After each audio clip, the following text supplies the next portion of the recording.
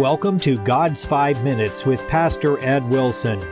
Reach him at gods5minutes@gmail.com.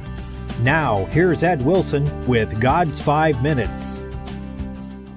Hello, friends. The story of Gideon's defeat of the Midianite Amalekite army is one of the most thrilling and extraordinary in the history of warfare.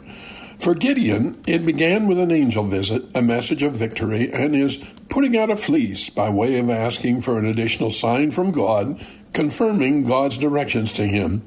The enemy host was vast, the Israelite army small and poorly armed. The instructions God gave Gideon resulted in making it very much smaller, until finally only 300 soldiers were left with which to attack the enemy host. God knew Gideon's hand trembled a bit when he drew his sword in the face of such odds, for he kindly offered him another sign. Judges 7:10.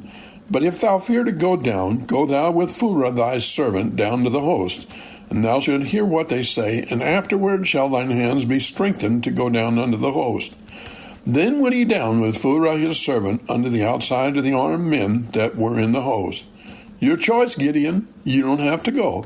But if you're still worried about me helping you, here's how to get another boost to your confidence. God has many ways of strengthening our faith. He is more interested in us having it than we are, and he is merciful to our unbelief. So Gideon went. It's easy to picture Gideon and Phurah creeping down the mountainside in the darkness, carefully guarding every footfall, lest a stone tumbling down into the sleeping camp of the foe. Who knows where there might be a sentry on guard? At last they are among the enemy tents, pitched in their thousands in the valley. Now, how to decide which of them would be the special one they had come to find? They must not speak to each other, lest they be overheard or perhaps even arouse some tethered camel. But they had God's command and promise, and that makes people be brave and change what otherwise would have been foolhardy into wisdom. So at last Gideon pressed an ear to the black camel-hair tent and heard the message that put the final stamp of assurance in his heart that he dared hope the time for the overthrow of these dread foes had come at last. What Gideon heard was two soldiers talking the night away. Anticipation of coming mortal combat is a poor bedfellow, and these two found sleep beyond them. It's common for troops to feel dread on the eve of a great battle, and here was no exception. But the things they said bespoke more than pre-battle jitters.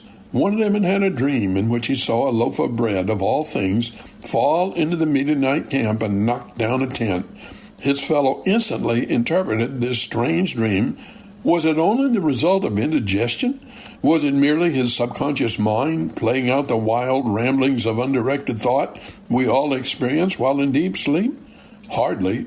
And his fellow answered and said, This is nothing else save the sword of Gideon, the son of Joash, a man of Israel. For into his hand hath God delivered Midian and all this host. How did he know that? Who put it in his heart to say it?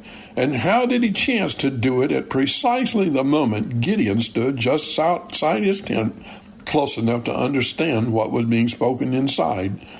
God does indeed have many ways to strengthen our faith. After such an experience, Gideon could move with great confidence his little band of troopers with no swords, but only lamps, pitchers, and trumpets, to be the instruments God had chosen to demonstrate his omnipotent power to deliver his people, and through such deliverances, his profound love for us. Somehow the dread that trembled in the Midianites' voice that night had infected the entire military force camped there for the purpose of further enslaving Israel after routing her army, so that when they felt they were being assaulted in the night by a superior force, they fled in helpless disorder. No Israelite soldier struck a blow. No Midianite injured one of Gideon's army. But the long enemy occupation ended that night. God delivered his people, and so he wants to do for us still. Have you talked to him today? You have been listening to God's 5 Minutes with Pastor Ed Wilson. Reach him by email at godsfiveminutes@gmail.com.